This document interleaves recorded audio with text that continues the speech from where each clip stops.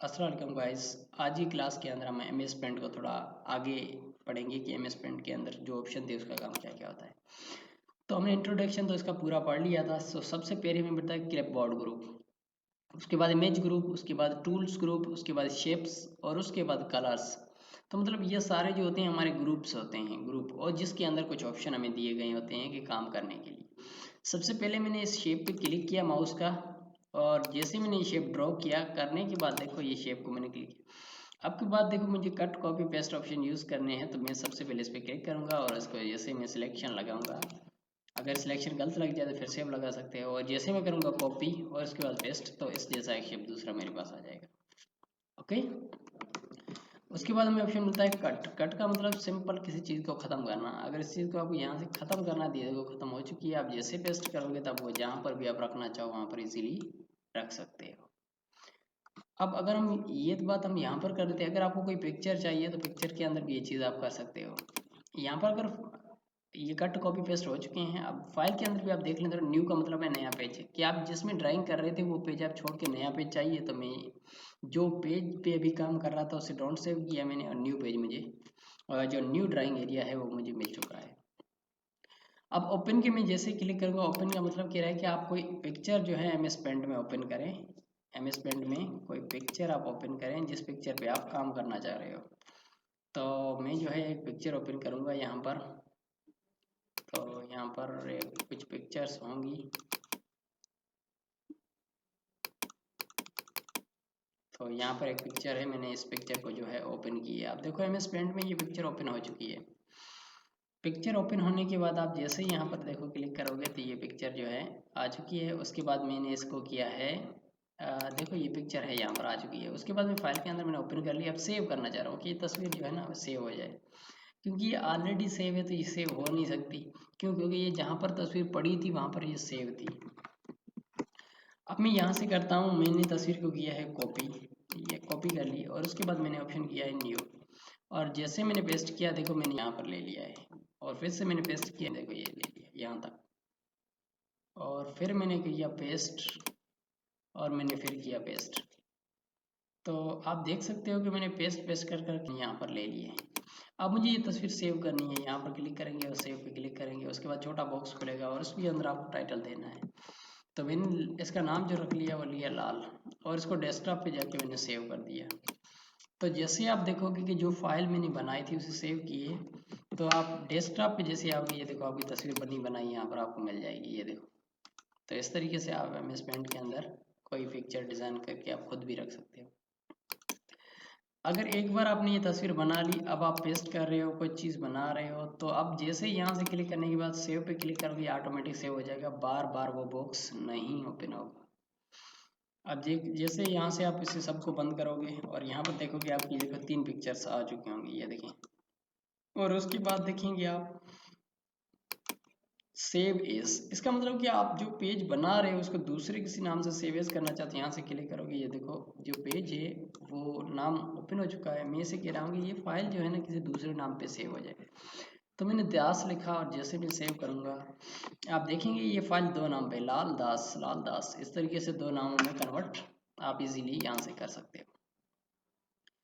उसके बाद आपको प्रिंट करनी है। अगर प्रिंटर यहाँ से कनेक्ट है तो डाई यहाँ से प्रिंट कर सकते हैं, प्रिंटर सेलेक्ट करके प्रिंट की सेटिंग कर सकते हो। और उसके बाद सेट एज डेस्कटॉप, जो डेस्कटॉप है उस पर यहाँ पर रखना है, तो आप यहाँ पे फिल करोगे। फिल करने के बाद देखोगे आप पिक्चर जो है डेस्कटॉप पे आ चुकी है। जहाँ पर हम शुरू में आ जाते हैं वहाँ पर ही हमारे कंप्यूटर के अंदर डेस्कटॉप पे वो तस्वीर आ चुकी होती है।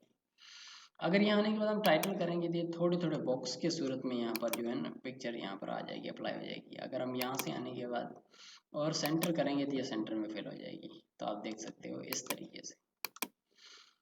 और यहाँ पर ऑप्शन मिलता है एग्जिट। एग्जिट जैसे क्लिक करोगे एम एस पेंट जो है ना वो बंद हो जाएगी। और फिर से हम विंडो बटन पर क्लिक करेंगे, यहाँ पर लिखेंगे पेंट, एंटर करेंगे, ये एम एस पेंट ओपन हो जाएगी।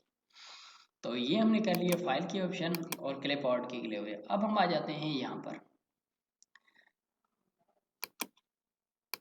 तो जैसे हम यहाँ पर आते हैं तो सबसे पहले हमें जो है ना एक पिक्चर चाहिए। तो फिर पिक्चर हमारे पास पहले से कॉपी है तो हम यहाँ पर रख लेते हैं। एक तस्वीर देखो यहाँ पर आ चुकी है। अब तस्वीर मुझे थोड़ी हाफ चाहिए, छोटी चाहिए, तो मैं करूँगा क्रॉप।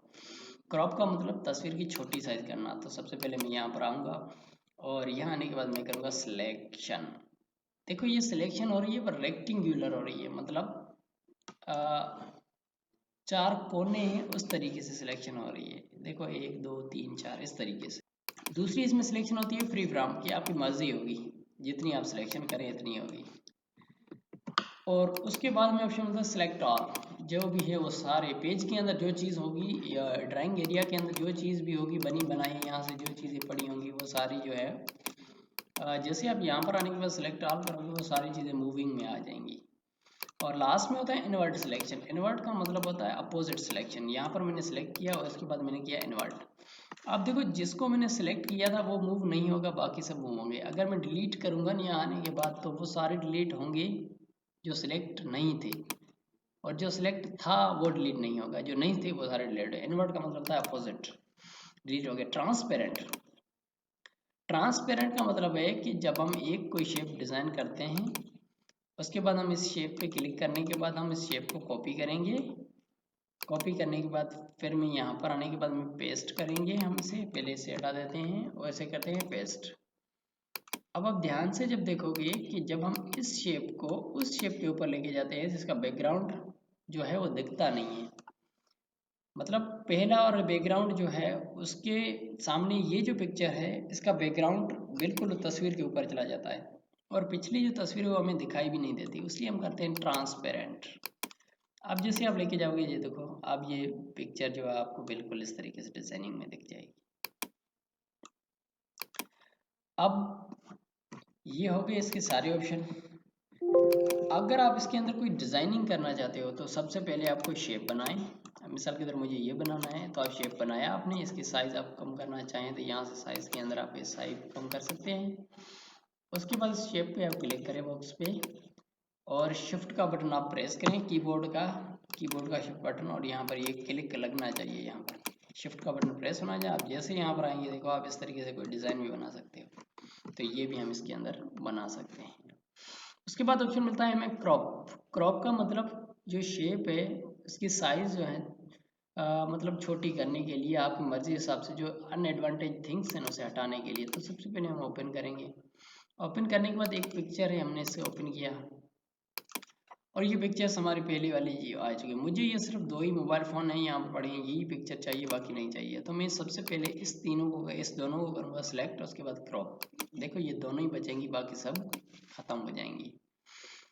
रीसाइज, देखो हम इस शेप को सिलेक्ट करने के बाद भी इसकी रीसाइज कर सकते हैं इस तरीके से, वरना आप इस तरीके से नहीं करना चाहते हो डायरेक्ट में करना चाहते हो कि स्पेसिफिक कोई चीज़ से हिसाब से, तो हम सबसे पहले इस बॉक्स को सिलेक्ट करेंगे। सिलेक्ट करने के बाद आप रिसाइज के अंदर आने के बाद भी इसकी साइज हॉरिजॉन्टल में कितनी कम करना चाह रहे हो, सबसे पहले ऑप्शन आपको बंद कर लेना। हॉरिजॉन्टल में मुझे जो है वो 70 की चाहिए और वर्टिकल जो है उसकी मुझे चाहिए 30। अब वर्टिकल की कम होगी, हॉरिजॉन्टल की ज़्यादा होगी। और जैसे में ओपन करेंगे देखो ये आपकी हॉरिजॉन्टल में साइज इतनी होगी और वर्टिकल में इतनी हो चुकी है। कंट्रोल Z करेंगे तो ये नॉर्मल हो चुका है। उसके बाद हम फिर से इसे सिलेक्ट करेंगे, रिसाइज। अब देखो हॉरिजॉन्टल डिग्री कितनी घुमाना चाहते हो तस्वीर को, कि हॉरिजॉन्टल में तस्वीर जैसे आप ये शेप देख रहे हो इस तरीके से ये घूम सकती है। मैंने कहा 60 डिग्री जो है ये घूमे, तो यहाँ से क्लिक किया, देखो ये 60 डिग्री में तस्वीर घूम चुकी है। उसके बाद ये हो चुका। उसके बाद है रोटेट। रोटेट का मतलब कोई भी यहाँ पर जो चीज़ है उसे आप रोटेट कर सकते हो, यहाँ पर जो चीज़ है उसे आप इजीली रोटेट कर सकते हैं। सिलेक्शन लगाया, मैंने रोटेट किया राइट 90 डिग्री, तो अब देखो ये शेप जो है घूम चुके हैं, किसी भी डायरेक्शन में से घुमा सकते हैं। ये देखें लेफ्ट हॉरिजॉन्टल, लेफ्ट वर्टिकल, इस तरीके से, मतलब ये सारे इस शेप को घुमाने के लिए आप लेफ्ट में रखो, राइट में, सेंटर में, इस तरीके से आप कहीं भी इसे इजीली शेप को आगे पीछे कर सकते हो। So thanks for watching. Next